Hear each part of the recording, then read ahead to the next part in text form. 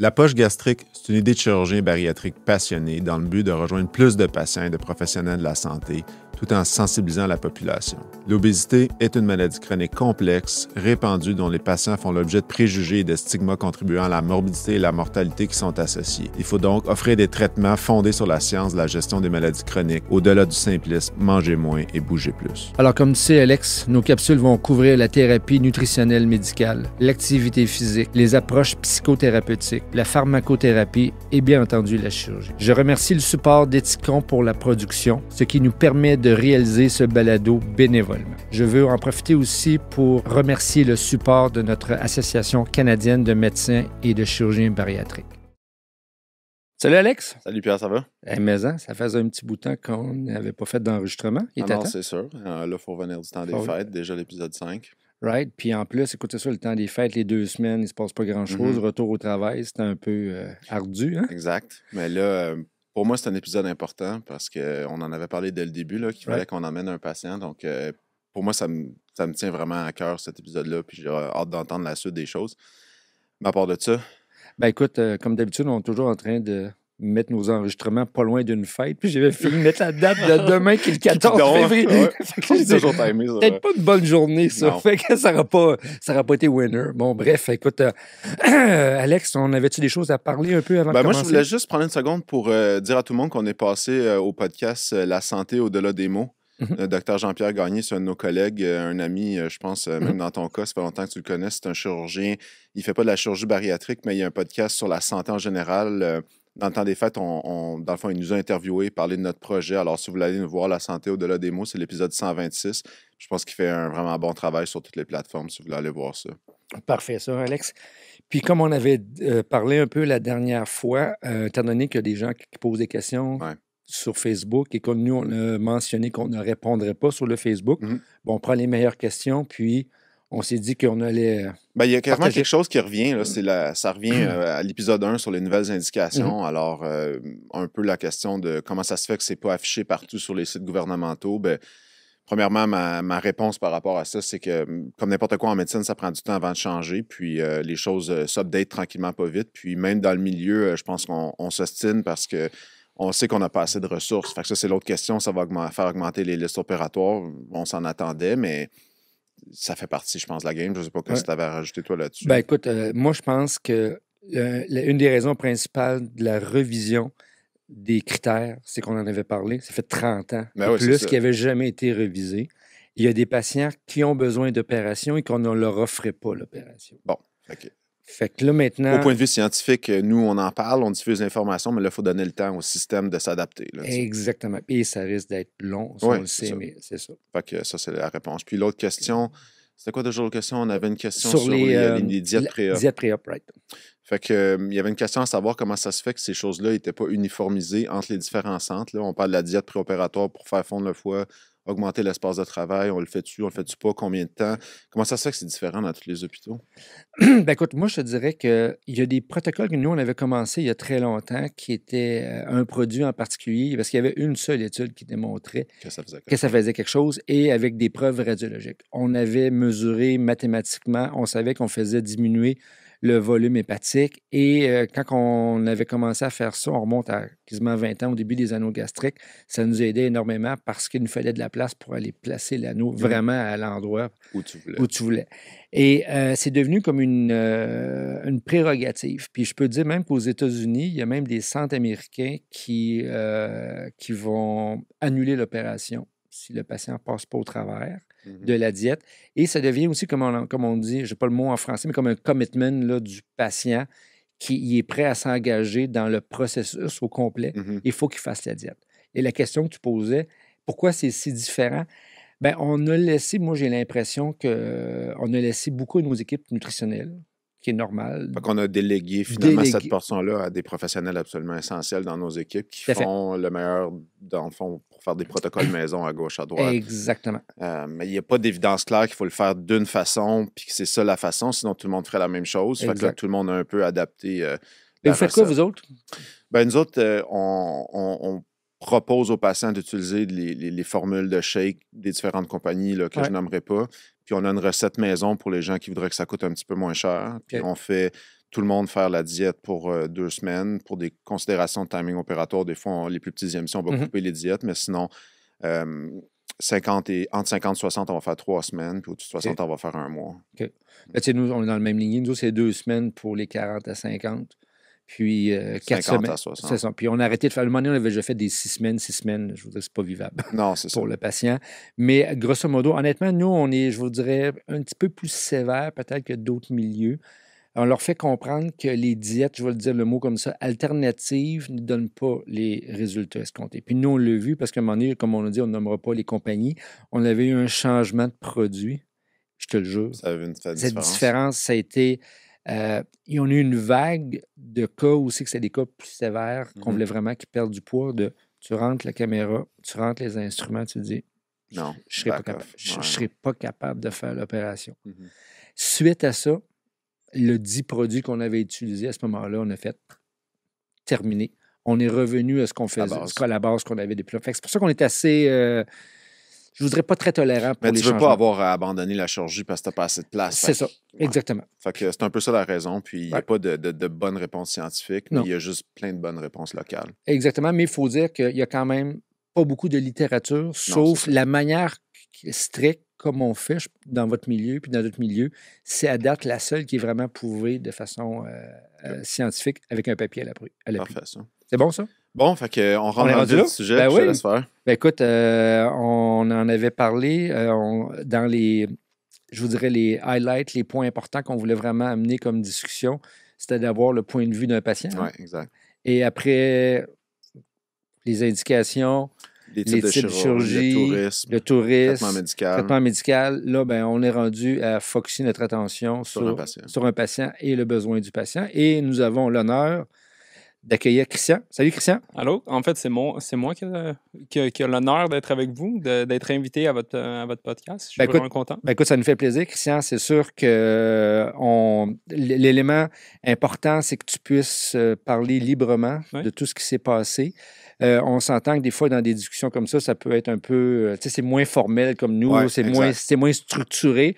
Fait que soyez pas surpris un peu qu'on aille un peu à gauche puis à droite parce que quand on parle de chirurgie, ben, c'est notre spécialité. C'est ça, tu sais. Puis là, ce qui est intéressant, je trouve, avec toi, Christian, c'est qu'on n'est pas non plus dans une relation thérapeutique, ni toi ou moi, parce que dans le fond, tu n'as pas été opéré par aucun de nous deux. Fait qu'on veut vraiment que tu nous parles de toi, de ton expérience.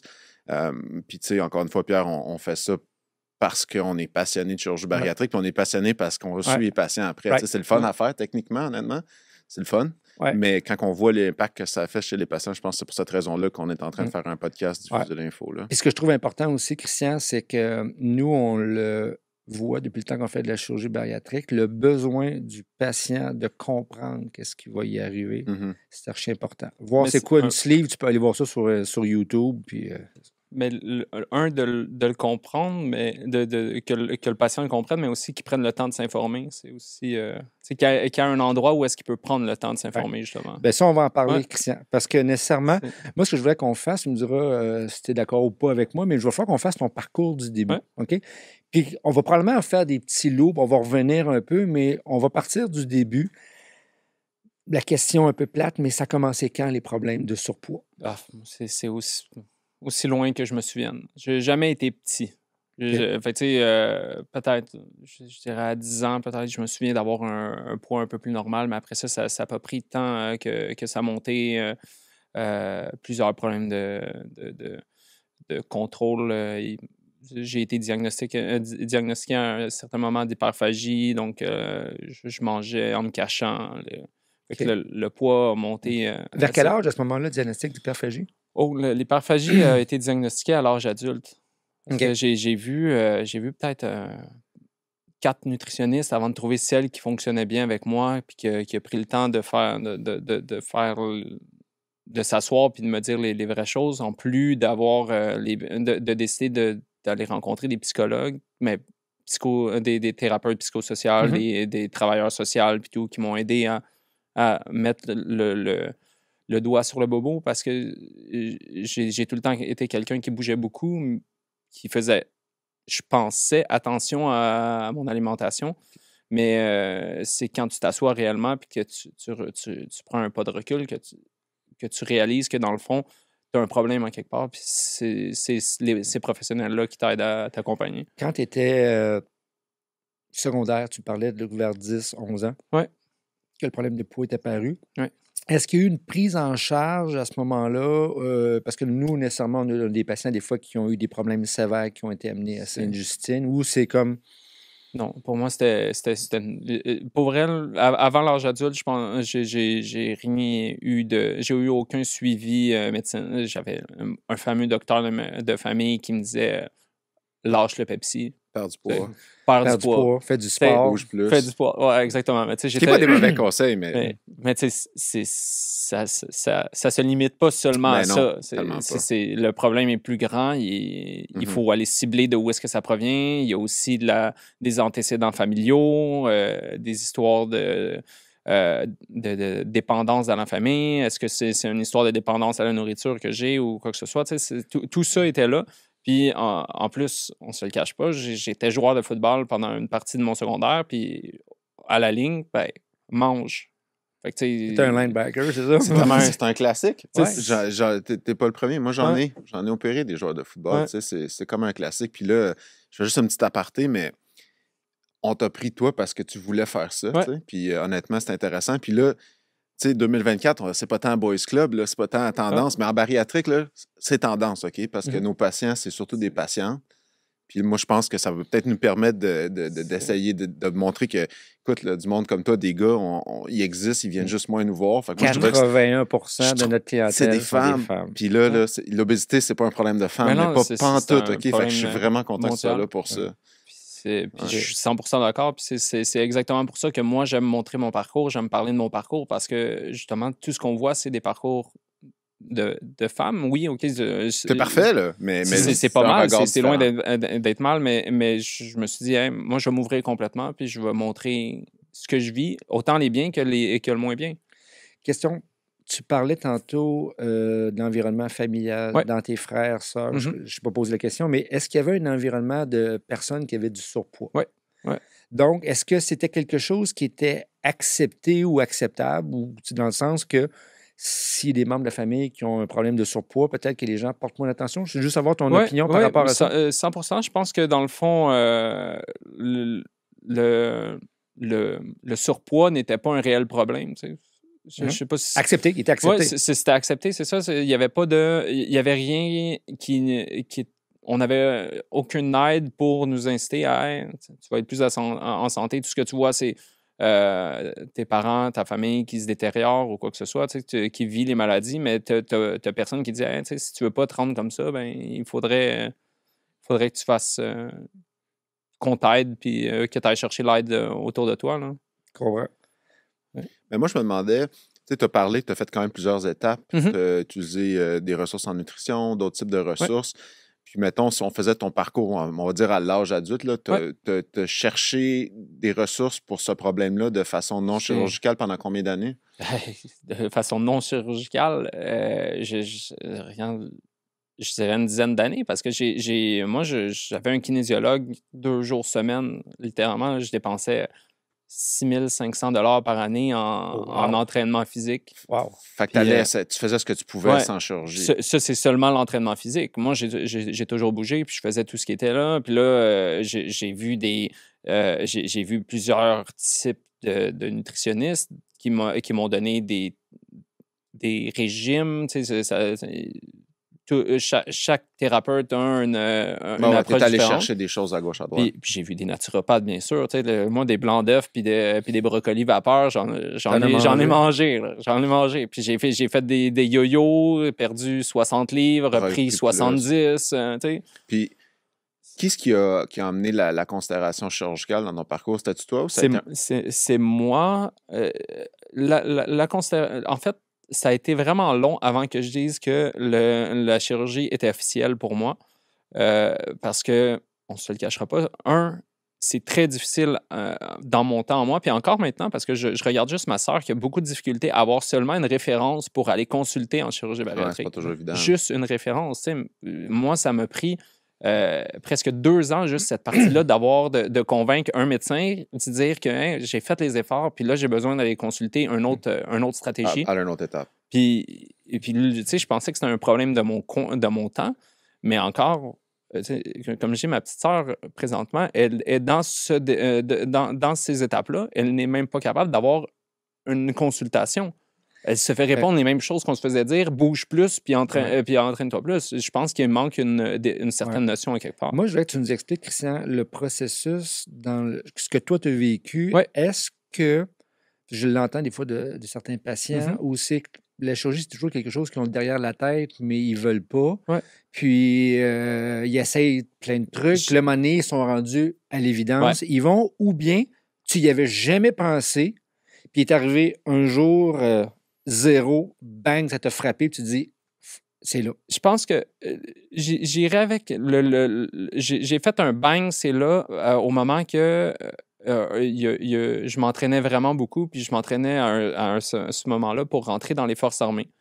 Puis je me suis rendu à un moment pour me dire, hey, Colin, je suis plus capable d'y arriver tout seul. Fait que là, j'ai dit, je vais continuer à travailler fort, mais je m'inscris sur la liste d'attente, que je me suis inscrit sur la liste de Sacré-Cœur. Puis, ça a pris 4 ans avant que moi, j'arrive au jour de la chirurgie, mais pendant les 3 années avant mon premier rendez-vous avec le chirurgien, j'étais toujours pas sûr à 100% que j'étais pour le faire. Parce que mon but était toujours d'éviter. Parce que tu t'entraînais, là. Parce mais que oui. là, un joueur de football qui naît 2 fois par semaine, puis tu vas dans l'armée. Oui, c'était tout. Je faisais tout ce que je pouvais jusqu'à temps que j'arrive à ce 3 ans-là, puis après 3 ans, puis que je rencontre le chirurgien, puis que là, on dise, oh, mais je suis rendu à cette étape-là. Question, vu que tu as fait beaucoup d'efforts de ce côté-là, est-ce que tu as eu une période où c'est que tu as vu que l'activité physique t'a aidé, puis qu'à un moment donné, moi je l'entends aussi des fois de certains patients qui sont juste comme plus capables. Tu sais, ils réussissent à maintenir je vais dire ça, un poids raisonnable, mais c'est un entraînement olympique. Là. Bon, c'est comme j'espérais que tu dises ça encore parce que je suis tellement d'accord avec ça. Parce que quand tu dis que je suis arrivé à un certain moment, là, ben, ça m'a fait... C'est avec l'entraînement que j'ai eu mon déclenchement parce que, tu sais, là, on parlait du déclenchement, mais ça a flashé. Il y a peut-être 2 ans, je me suis réveillé un matin, mais j'étais paralysé à 80% des jambes parce que mon poids, ce qu'on pense ou quoi que ce soit, l'entraînement, tout ce qui était là, j'avais tellement travaillé fort. J'ai 2 grosses hernies discales qui ont apparu, puis ça a bloqué mon nerf sciatique. Fait que là, c'est là que j'ai dit, tu sais, Qu'est-ce que je fasse? Qu'est-ce que je fais? Je peux plus bouger. Mais ça, c'est une histoire aussi classique. Tu sais, quelqu'un qui s'entraîne en malade, puis là, à un moment donné, il se blesse. C'est sûr que c'est un facteur de risque là, de traîner une masse corporelle si élevée. Puis ça revient un peu à ce qu'on dit tout le temps. Puis tu parles aussi de comment c'est difficile de même avoir la référence en chirurgie bariatrique. Ben, tu sais, une des raisons pour qu'on fait ce podcast-là, c'est qu'on espère que ça ne soit pas juste des patients, mais qu'on intéresse peut-être même des professionnels de la santé puis qu'on les sensibilise à ce que tu dis. Alors, OK. Mais tu vois, moi, je voulais aller faire une petite parenthèse sur ce qu'on a discuté sur les questions qui étaient posées. Ouais. Une des raisons pour qu'on a abaissé aussi les critères, c'est que pour moi, je vais donner un exemple, la personne qui a eu un entraînement intensif, tu sais, je vais là, 5 fois semaine, 2 heures par jour, là, tu sais, là, du gros volume là, qui fait que c'est quasiment un entraînement de triathlon, là, OK? Puis il va en est, le patient, c'est pas le bon mot, mais il est plus capable. C'est pas soutenable. Il n'est pas soutenable, c'est ça. C'est pas soutenable, c'est ça. C'est un entraînement olympique. On le sait, là, qu'il faut qu'on mette plus d'argent, par exemple, pour prévenir l'obésité puis entraîner les jeunes à manger bien et bouger plus.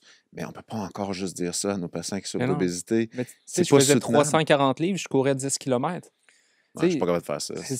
Alors, mais si je t'ai rendu à cette question-là, tu ne l'avais pas posée tantôt. Ton poids maximum que tu as atteint? Le maximum à l'âge de 19 ans, c'était 370 livres. 370. 370 livres. Et quand tu t'es mis à faire du sport de façon intensive, comme tu parlais, tu as vu quoi? J'ai vu justement du yo-yo. Je pense que dans mes entraînements et mes régimes, le plus bas que j'ai réussi à descendre, c'est 270 et ça remontait assez rapidement. 270, j'étais parti vivre ailleurs. Là. J'avais quitté j'étais parti vivre au Yukon pendant un certain temps.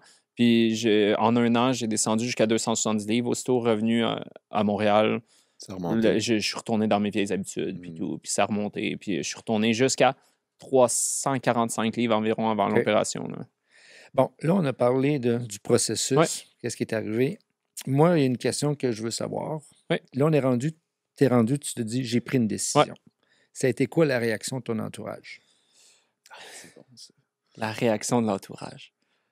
La fameuse réaction, la même réaction que le monde te dit à chaque fois, puis qu'ils ne se rendent pas compte de ce que ça te fait ressentir, c'est « Mais t'en as pas vraiment besoin, t'es pas si pire que ça. » Si vous saviez à quel point cette phrase-là fait mal. Ouais. C'est con, là, mais t'es qui pour me dire que j'en ai pas vraiment besoin? C'est comme s'ils ne comprennent pas. C'est ça. Puis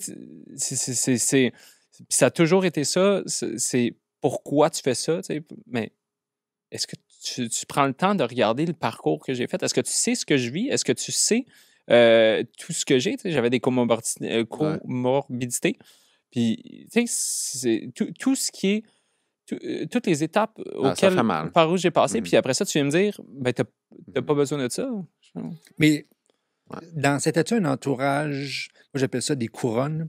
Est-ce que la famille était supportée ou si les commentaires de même venaient moi j'appelle ça la deuxième couronne, là, c'est l'ami de l'ami ou la personne que tu croises au travail ou qui n'est pas proche de toi? C'est même dans ton entourage même proche. Dans mon entourage proche. Je dirais pas tout le monde, mais il y en a beaucoup de mon entourage proche que j'ai eu ce commentaire-là.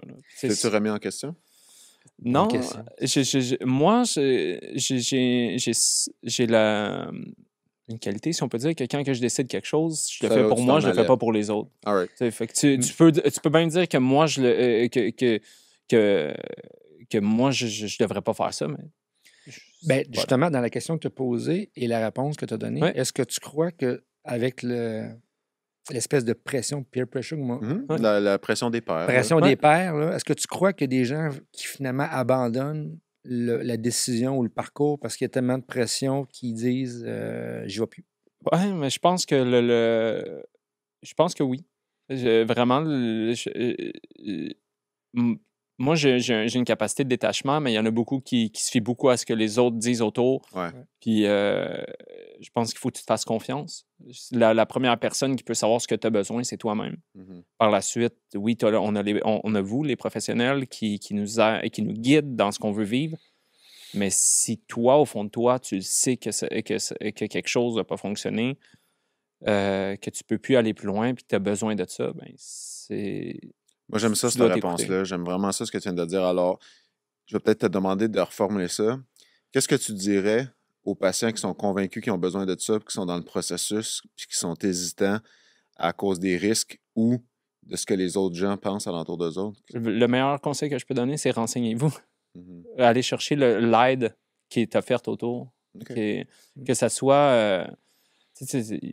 oui, il y a les équipes dans chaque chirurgie, mais il y a juste votre podcast. Il y a plein de ressources que vous pouvez aller chercher à plusieurs endroits qui, oui, c'est sûr, vérifiez vos ressources, vérifiez les sources sur lesquelles vous les prenez, mais renseignez-vous. C'est pas autant pour le côté tu es sûr de le faire, mais autant pour comprendre dans quoi tu t'embarques, parce que c'est pas à cause que tu es sûr de vouloir le faire que nécessairement tu comprends tout ce qui se passe. Right. Puis les conséquences, Mais tu savais que tu t'en allais faire des sacrifices. Oui, exactement. Moi, je savais en 100% tous les sacrifices que je faisais. Puis, t'étais prêt à ça. Puis, j'ai eu un chirurgien vraiment en or pour m'aider là-dedans parce que on va attendre pour la chirurgie. On va revenir en avant parce que là, c'était dans le processus d'avant. Dans le processus, mais moi, je m'en vais à te décider de t'inscrire. Oui. On le sait, nos listes d'attente, juste pour nous voir, sont longues. Ouais. OK? Ouais. Qu'est-ce qui s'est passé pendant cette période-là? Est-ce que tu as abandonné les diètes? Est-ce que tu as abandonné l'entraînement ou tu as juste dit je vais continuer? J'ai continué pour essayer de... Parce que on le sait tout. On est libre de nos choix jusqu'au jour J. La journée de l'opération, je peux dire je laisse faire. Ouais. Okay. Fait que, moi, j'ai travaillé tout le long, sans arrêt, essayé tous les trucs. Je suis allé à l'Ozempic même. J'ai passé par clinique métabolique puis tout. Puis Puis, Durant la période avant Ouais, l'opération durant la ou période... avant ton rendez-vous? Avant... en fait, quand j'ai rencontré le chirurgien, moi, j'étais sur l'Ozempic. OK. Et c'est le chirurgien qui m'a fait arrêter l'Ozempic avant C'est juste avant l'opération. la Juste avant la chirurgie. chirurgie. OK. Parce que pour moi, c'est important parce qu'il y a des phases. Ouais. Parce que j'essaie de faire sortir avec toi aujourd'hui, vu qu'on Ouais. a la chance de t'avoir, c'est comme de décortiquer un peu chacune des Ouais, séquences. c'est super intéressant. Parce que du moment que tu as commencé, du moment que tu as pris ta décision, bon, on s'inscrit, Ouais. le processus est long. Fait que pour moi, c'est important de savoir pour que tu puisses le partager C'est- avec les autres. C'est ça qui est le plus important, c'est que tu partages ton expérience. Ouais. Bon, là, une fois qu'on revient, tu es dans le bureau du chirurgien. On veut savoir c'est qui. Tu es dans le bureau du chirurgien, il décide, c'est pas important l'intervention que Ouais. tu as eue. On le sait que le délai d'attente est long. Ouais. Ça va. Comment ça s'est passé à ce Ben, moment-là, toi? Moi, je suis un patient COVID. Non, post-COVID. Fait que j'étais pas dans le bureau du chirurgien. OK. J'étais Ouais, dans la période où c'est que j'étais en visio, je pense, Ouais, OK. à ce moment-là. Puis j'ai rencontré le docteur Pescarus. Ouais. Puis ça a été simple, tu sais, on s'entend, là, le premier rendez-vous, on parle de nous, on parle de nos antécédents. Le chirurgien dit, OK, je te conseille telle opération. Moi, initialement, on m'a conseillé la sleeve, qui fonctionnait pour une première étape ou quoi que ce soit. Puis j'ai dit, OK. Fait que là, les prochaines étapes, c'était une gastroscopie. Puis là, parce que j'avais des reflux gastriques, donc il fallait s'assurer que si j'avais une hernie hiatale. Voilà. Ouais, j'en avais une mini, c'était pas si grave, mais en tout cas, là, à ce moment-là, moi, c'est là que je me suis dit, il faut que je me renseigne. Il faut que je comprenne ce que je vais vivre. Il faut que je comprenne c'est quoi une sleeve, c'est quoi les objectifs, parce que Avant d'avoir le rendez-vous, tu attendais le rendez-vous. Ouais. Tu n'avais pas fait Non. d'évaluation Ben, parce qu'on ne savait pas quelle opération qu'elle allait Je décider. savais pas quelle opération. Je savais pas quelle opération. Je savais pas où est-ce qu'on s'en allait. Je savais même pas si je me rendrais jusqu'à là. Parce que, tu sais, oui, on est sur une liste, mais justement, dans le temps de COVID, les délais ont augmenté, diminué, bougé. En tout cas, ça suivait plus. À un moment donné, moi, j'ai juste dit, ils m'appelleront quand ils vont m'appeler, puis ça va arriver. Puis à ce moment-là, je vais m'asseoir, puis je vais me mettre à penser à qu'est-ce qui m'attend. Puis là, c'est ça. Fait que j'ai rencontré le chirurgien qui m'a parlé de ça. J'ai fait ma gastroscopie. Et c'est là que je me suis assis. J'ai pris le temps de sortir un cahier, d'écrire quels étaient mes objectifs à moi, pour qu'est-ce que je voulais, mais je me suis rendu compte que moi, j'ai pas un objectif de poids.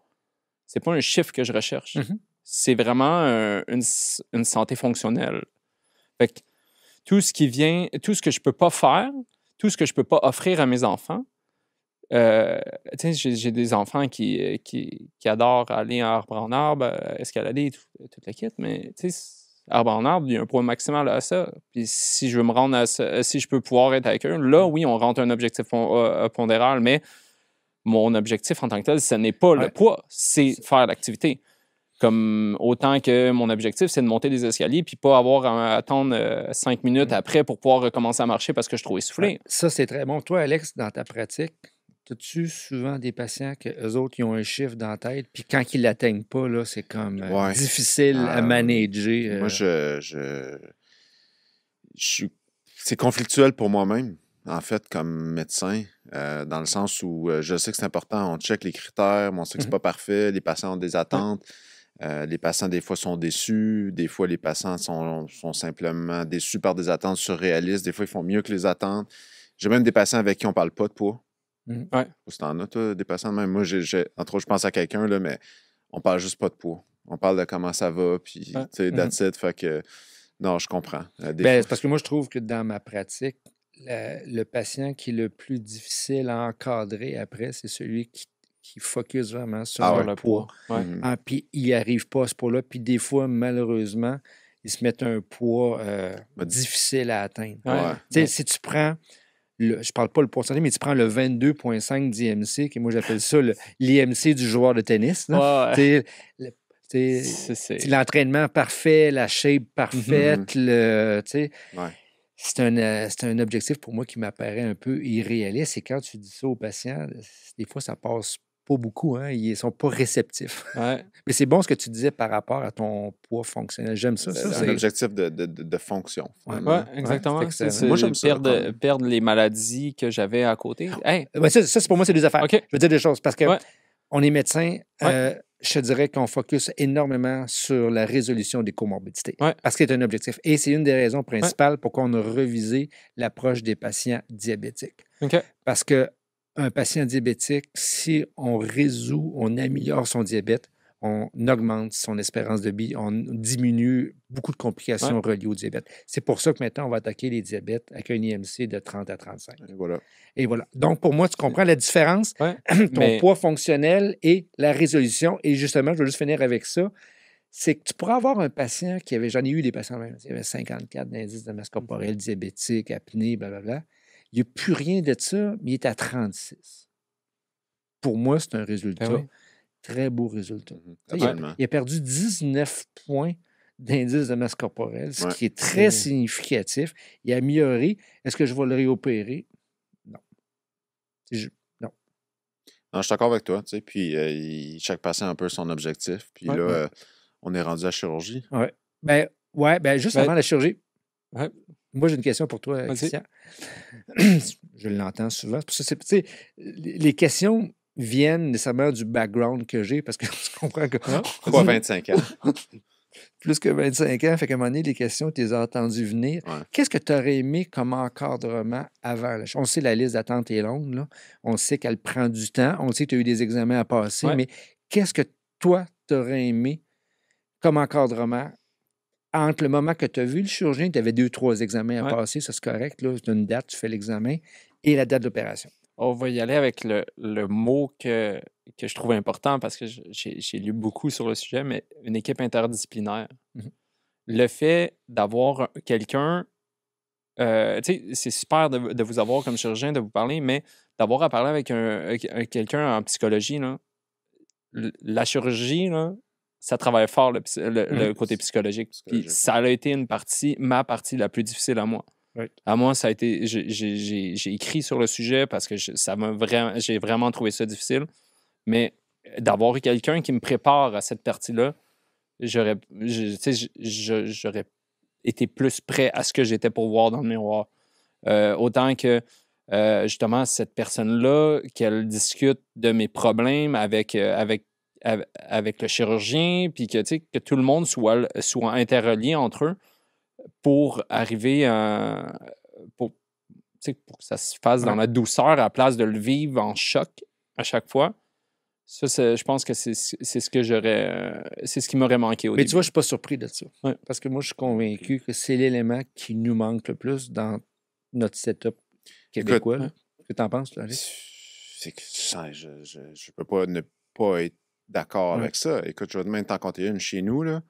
L'hôpital nous a offert un poste en psychologie à temps partiel pour nous aider avec la clientèle en chirurgie métabolique. Quand on a affiché le poste, là, je ne rentre pas dans les détails, là, mais il n'y a personne qui a appliqué dessus. Fast forward, je ne sais plus si c'était 6 mois ou 12 mois, il y a quelqu'un qui a appliqué dessus. Puis 3 mois après, la personne a donné sa démission. Ce qui me bug, à savoir comment est-ce qu'on peut réconcilier ça pour les psychologues, pour devenir peut-être une équipe plus intéressante. Je ne sais pas la bonne réponse, mais ce que j'ai appris de cette expérience-là, c'est que pour un psychologue, d'être un peu la personne qui va juger de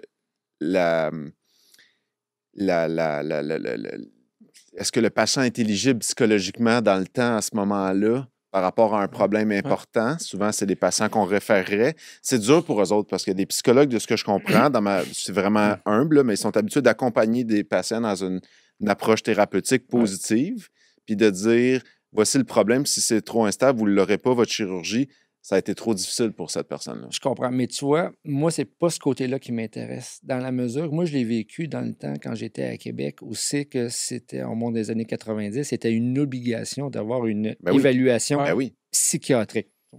Un OK? psychiatrique, c'est Comme loin. psychiatrique, c'est pas pire. Hein? Ouais. Ouais, Alors que moi, pas surpris. ce que je crois, Alex, qui est le plus important, c'est exactement ce que Christian a dit, pardon. C'est un accompagnement qu'on a besoin. Absolument. Je veux pas que la personne qui fait le psychologue, la personne qui fait le support de ce côté-là, est là pour juger, pas là pour juger, Non. est là pour aider le patient, parce que le patient va passer par des hauts et des bas. Absolument. Et il a besoin d'être supporté et amené.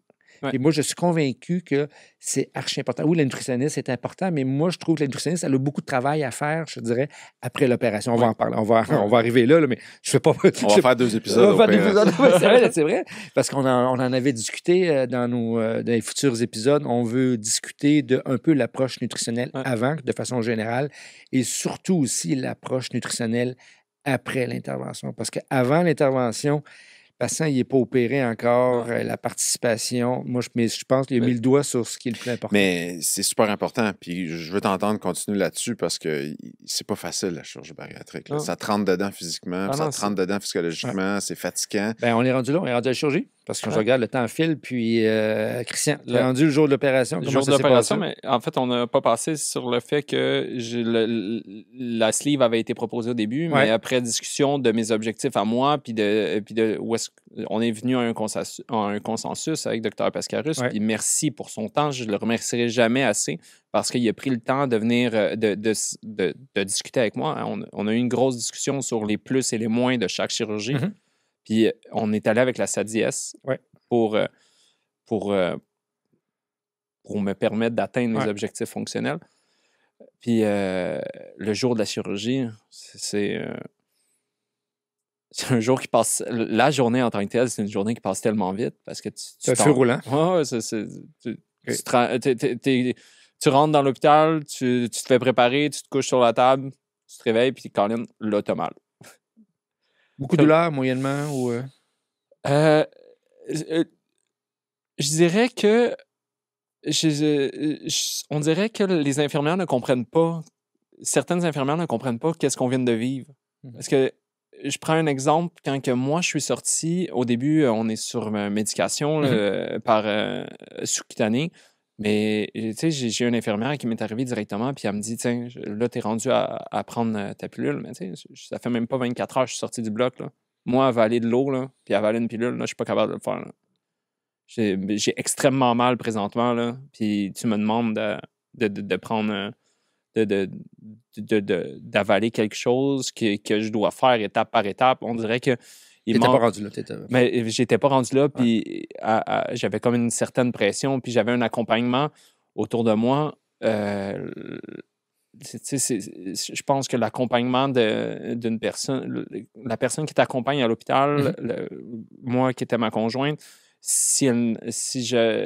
qui sache qu'est-ce que tu vis, puis qui soit là pour t'aider dans ce processus-là, je pense que c'est essentiel aussi. Mais ça, c'est un bon point, parce que l'autre affaire aussi, c'est qu'il y a une variabilité d'un patient à l'autre. Ouais. Le seuil de douleur est Ouais. variable, mais surprenamment, parce qu'on a déjà fait des études là-dessus, puis les statistiques, 48 heures après la chirurgie bariatrique, 50% des patients ne prennent plus de narcotiques. Ouais. C'est pour démontrer qu'en général, C'est c'est pas une chirurgie qui est douloureuse, mais tu as des patients qui... c'est le premier. C'est le premier 24 heures, mais il y a des gens que ça dure moins longtemps, mais ça, c'est un bon Ça point. a été la même chose, moi aussi. Je suis sorti de l'hôpital, je prenais... en fait, je prenais plus de... Je crois que j'ai pas pris de narcotique À la maison. à la maison, j'en Ouais. ai pas pris. Ouais, j'étais sur Tylenol, bien sûr, mais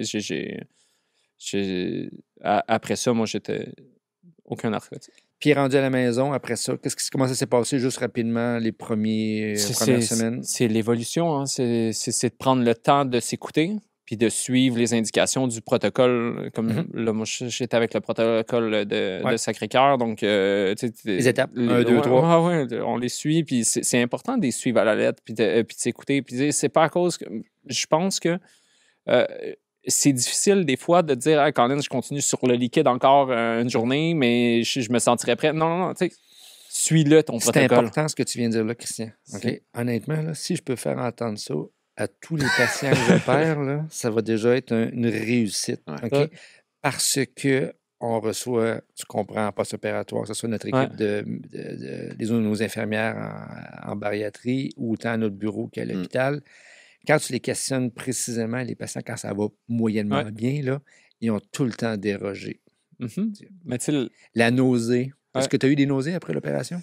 j'ai eu certaines nausées, effectivement, mais Pas de façon... non, c'est ça. Pourquoi? Ça, c'est mystérieux. tu sais. Parce- Pourquoi c'est les pas gens en ont mystérieux? plus? Non, mais je Ben, comprends ce que tu veux dire, mais c'est- ce que je veux dire, c'est que ça, en tout cas, ça cause tellement de symptômes Ouais. potentiels, douleur, la nausée, comme tu Ouais. dis, mais tu as raison. Il faut prendre son temps. Ouais. Quand on se réveille d'une chirurgie bariatrique, il faut suivre le protocole parce que Le protocole, il est là pour une raison, c'est pas Ouais. pour rien. Là, on en a vu d'autres. J'ai l'impression que beaucoup trop de gens se croient invincibles, puis tu sais, si on a ce protocole-là, c'est parce qu'il y a quelqu'un qui l'a pensé, ce protocole-là, puis quelqu'un qui est way au-dessus de nous. Là. Tu sais, Qui était validé un petit peu Ouais, depuis exactement. quelques années. On a vu quand même Quelques quelques heures. années, ça. T'as-tu regretté dans les premiers jours?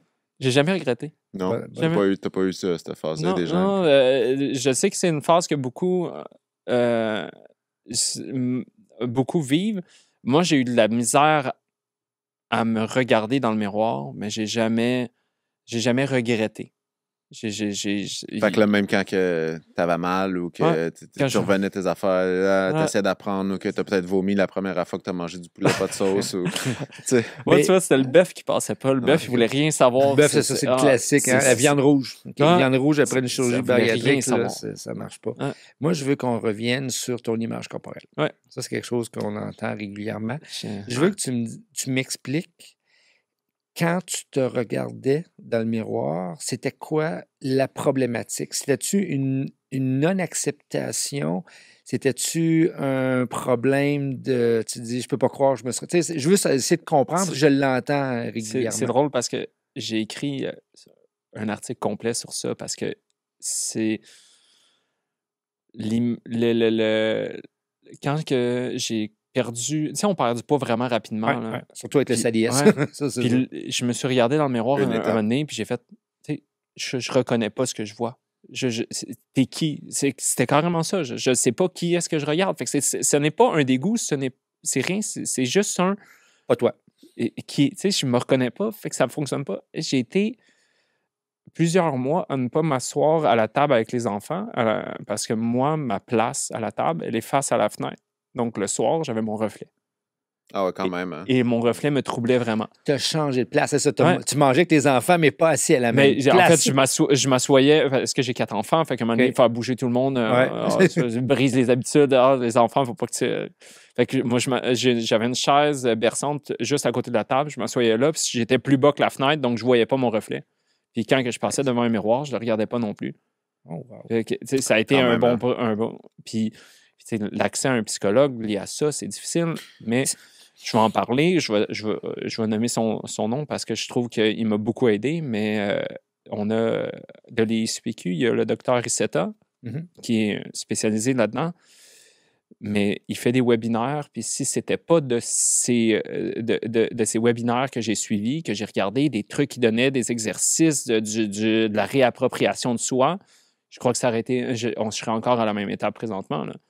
De toute façon, honnêtement, on en avait déjà parlé aussi avec Alex dans nos 10 sujets principaux Ouais. qu'on voulait faire. discours, On voulait absolument avoir...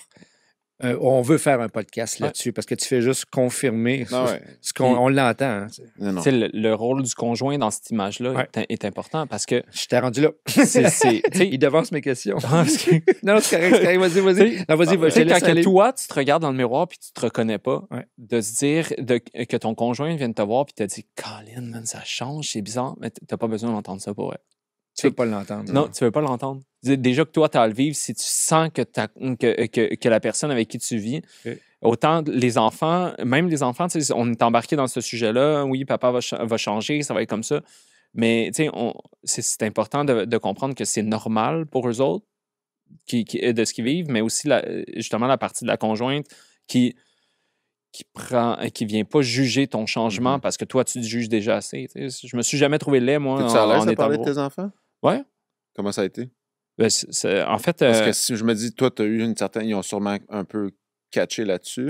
mais, Comment ça a été avec tes enfants, le mais changement comme ça? en fait, ça a été difficile le début de l'adaptation, tu sais, quand que tu vis un peu plus, tu sais, réapprendre à manger normalement. Tu sais, ça prend un certain temps avant que tu manges réellement à la table avec eux la même chose, puis que tu retrouves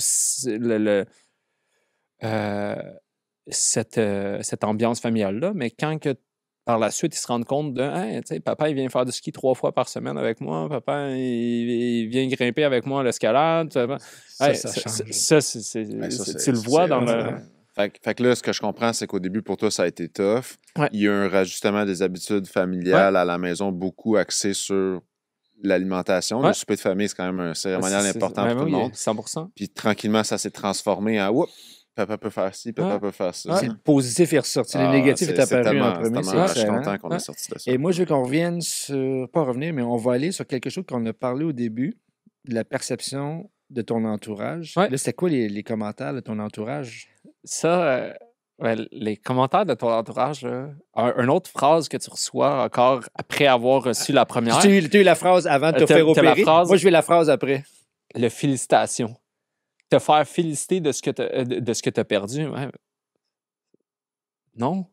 Tu as un syndrome de l'imposteur dans ce cas-là. Parce que, tu sais, les gros efforts, le gros struggle que j'ai eu, là, c'est pendant les 10 ans avant à me tuer, à essayer. Tout faire l'effort. À tout faire, à rusher, à être couché à terre parce que tu n'es plus capable de marcher, à être essoufflé après avoir monté 3 marches, puis tout. Ça, c'est le struggle. Là, je dis pas que la chirurgie est facile, loin de là. Mais parce que c'est un changement de vie complet.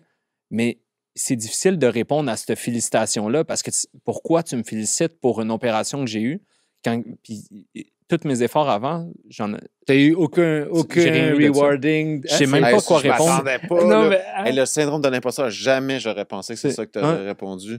Mais je comprends. Ça fait juste du sens. C'est fou. OK. J'ai envie de creuser là-dessus. Vas-y. As-tu trouvé ça plus difficile de maintenir ton poids avant la chirurgie ou faire les efforts que ça t'a pris pour perdre le poids après la chirurgie? Oh! En fait, je dirais que le maintien du poids avant. Ouais, c'était plus dur avant qu'après? Ouais. La perte de poids après.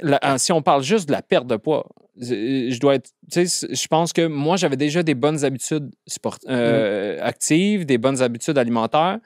Mis à part les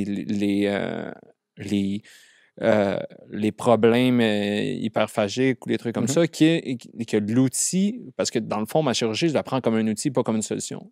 C'est pas vrai que je peux utiliser, que je vais avoir une chirurgie puis que c'est le miracle. Non. Mais ton parcours, Christian, il n'est pas comme. Il n'est pas comme tous les patients. Non, on s'entend. Il y a quand même aussi ça dit une étape. Il faut juger peut-être pour les gens qui réécoutent. Puis moi, je suis vraiment super intéressé par ton histoire. Je trouve ça extraordinaire. Puis là, je ne sais pas si je peux dire félicitations. Non, tu n'as pas le droit. Non, mais honnêtement, moi, je ne dis jamais ça aux patients. C'est les patients qui vont remercier de l'intervention. Moi, je demande aux patients souvent s'ils sont fiers. Puis ma façon souvent de verbaliser un genre de félicitation, je ne fais pas comme ça. Je dis, j'espère que vous prenez une seconde pour être fier de ce que vous avez fait.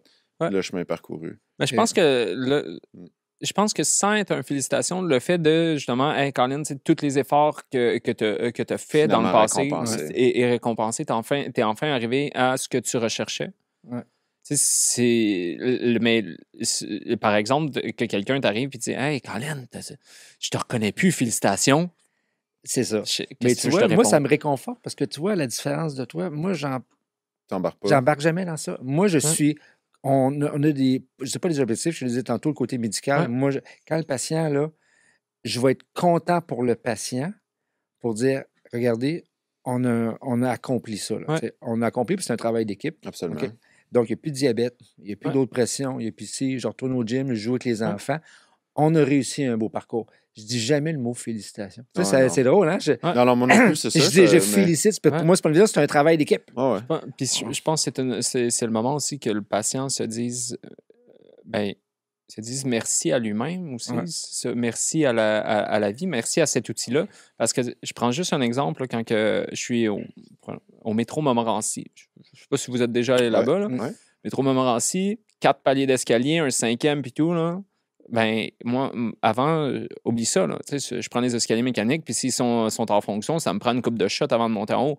Mais maintenant, quand je les regarde, puis que je me dis, je pourrais prendre aujourd'hui les escaliers, non. Tu sais, quand que je prends les escaliers roulants, non, je vais prendre mes escaliers parce que maintenant, je suis capable de le faire. Merci de pouvoir me laisser faire ça. Ouais. Puis fais-le, profite de ton corps pendant qu'il l'est. Parce que, tu sais, quand on est non fonctionnel à cause que notre corps nous bloque, parce que tu es pris dans une prison, profite de ta liberté une fois que tu l'as. Est-ce que tu as peur de reprendre du poids? Non, je pense pas que j'ai peur de reprendre du poids. Je pense que j'ai fait un beau parcours. Je me suis renseigné. Je respecte mon corps contrairement à ce que je faisais pas avant. Puis j'ai appris. Je travaille, je vais chercher toute l'aide que j'ai besoin. Présentement, j'ai une particularité neurologique qui est en investigation pour peut-être une hyposensibilité. Que, tu sais, à toutes les fois qu'on a un doute sur quelque chose, ben, je l'investigue, puis je prends les ressources qui sont là pour... je ne retomberai pas dans le même pattern. Parce que, tu sais, justement, si j'ai un problème d'hyposensibilité, ben, ça veut dire que je ne sens pas quand j'ai une faim, quand que je suis plein ou quoi que ce soit. Ouais. Fait que là, on l'investigue, puis on apprend à trouver, puis je vais chercher des professionnels qui sont là pour nous aider et nous entourer. Mais ça m'encourage parce que tu vois, moi, ce que j'entends le plus souvent dans ma pratique, c'est la crainte de la reprise de poids.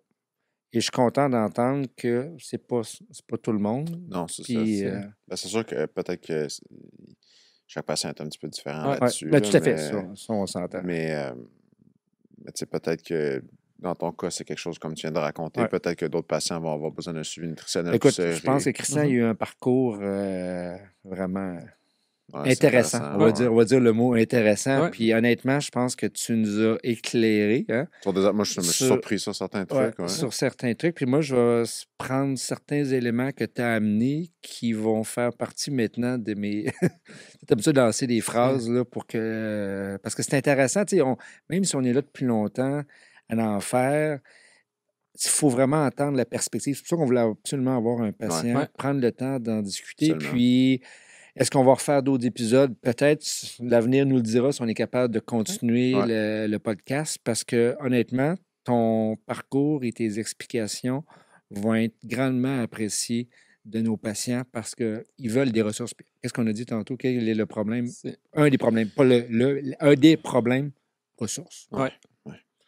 Et tu me parlais d'un podcast que tu avais écouté pour t'aider. Fait que ça, c'est peut-être quelque chose qu'on pense à regarder ça.